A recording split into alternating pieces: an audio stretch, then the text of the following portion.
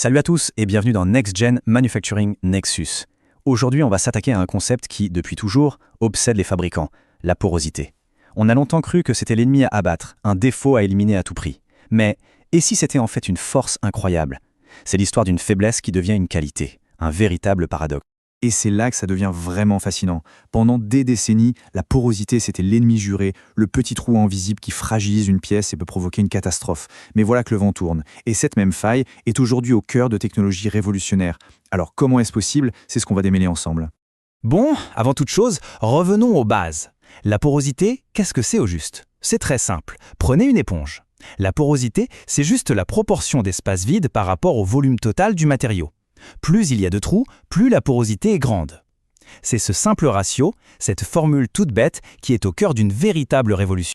On y vient donc. La grande question, défaut ou fonctionnalité? On va voir comment ces minuscules vides jouent un double jeu et peuvent être soit le pire cauchemar d'un ingénieur, soit son meilleur atout. Regardez-moi ce grand écart, c'est incroyable. D'un côté, on a la porosité méchante, celle qu'on traque sans relâche, celle qui peut être une véritable bombe à retardement dans une pièce d'avion. Et de l'autre, la porosité gentille, celle qu'on va carrément fabriquer sur mesure dans un implant médical pour que le corps l'adopte comme si c'était le sien. Le même phénomène physique, mais avec des conséquences aux antipodes l'une de l'autre. Allez, commençons par le côté obscur de la force. Pendant très longtemps, dans les procédés classiques comme la fonderie ou le soudage, la porosité c'était l'ennemi public numéro un défaut qui coûte très cher et qui peut même être franchement dangereux. Concrètement, ça donne quoi? Eh bien, imaginez, on coule du métal en fusion et hop, des bulles de gaz se retrouvent piégées à l'intérieur en refroidissant. Le résultat? C'est ça. Des défauts qui sont autant de points de rupture potentiels. Et le pire, c'est qu'une seule de ces petites bulles, souvent invisibles, peut transformer une pièce hyper complexe en ferraille. Tout ce travail pour rien. Il y a une phrase qui circule chez les ingénieurs et qui résume parfaitement le problème: l'oxygène est le glas de tous les métaux. C'est puissant, non? Ça veut dire que l'air qu'on respire devient un véritable poison pour le métal chaud. Il provoque une réaction, l'oxydation, et c'est l'une des causes numéro 1 de la porosité, particulièrement en soudage. En fait, souder, c'est un peu comme mener une guerre chimique contre l'atmosphère. Pour protéger le bain de fusion, on utilise un bouclier de gaz spécial, un gaz inerte. Mais si ce bouclier a la moindre petite brèche, paf! L'oxygène et l'azote de l'air s'infiltrent, se mélangent au métal liquide et en refroidissant, ils forment des bulles. C'est la recette garantie pour une soudure qui va lâcher. Mais attention, c'est là que l'histoire prend un tournant complètement inattendu. Le héros de notre histoire arrive, la fabrication additive. L'impression 3D métal, pour faire simple. Et elle ne s'est pas contentée de combattre le problème. Non, elle a carrément retourné la situation et a transformé ce défaut en un outil de conception surpuissant. Alors, comment un ennemi devient un allié? Prenez le domaine médical. On parle d'un truc qui s'appelle l'ostéo-intégration. L'idée est juste géniale. On va volontairement créer des pores, une sorte de structure en trélis microscopiques, dans un implant médical. Et qu'est-ce qui se passe?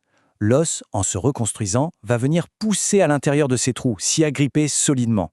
L'implant n'est plus un corps étranger. Il est littéralement soudé au squelette. Et regardez cette image. On voit bien qu'on a changé de dimension. On ne parle plus de bulles de gaz qui apparaissent au hasard, non. Là, c'est une véritable architecture, un design microscopique pensé sur un ordinateur et imprimé avec une précision folle. C'est ça la magie de la fabrication additive, un contrôle total. Bon, on a vu le paradoxe. Mais concrètement, comment on fait pour maîtriser ces vides? Comment passe-t-on du défaut subi à la fonctionnalité choisie? Eh bien, c'est là qu'interviennent les outils de nouvelle génération. Ceux qui nous donnent le choix. Soit on élimine la porosité, soit on la sculpte comme on veut. Le bond en avant est juste énorme. Avant, la meilleure chose qu'on pouvait faire, c'était de lancer des simulations sur ordinateur pour essayer de deviner où les défauts pourraient apparaître. C'était de la prédiction. Maintenant, on ne devine plus, on regarde en temps réel. C'est comme avoir des yeux à l'intérieur de la machine qui scannent la pièce au fur et à mesure qu'elle se construit et qui peuvent corriger les problèmes à la volée. On est passé de la boule de cristal à la salle de contrôle. Mais comment on peut voir à l'intérieur du métal? C'est une super question. En fait, la technique est assez simple à comprendre. C'est un peu comme un sonar de sous-marin, mais pour les matériaux. On envoie une petite onde ultrasonore, inaudible, à travers la pièce. Si le matériau est bien dense, l'onde va très vite. Mais s'il y a plein de petits trous, de pores, l'onde va devoir les contourner et elle va être ralentie. En mesurant le temps qu'elle met pour traverser, on peut savoir exactement à quel point le matériau est poreux. C'est malin, non? Et là, c'est le moment Eureka. Ce graphique, c'est la preuve que la théorie fonctionne en pratique. Regardez, la corrélation est parfaite, c'est une ligne droite.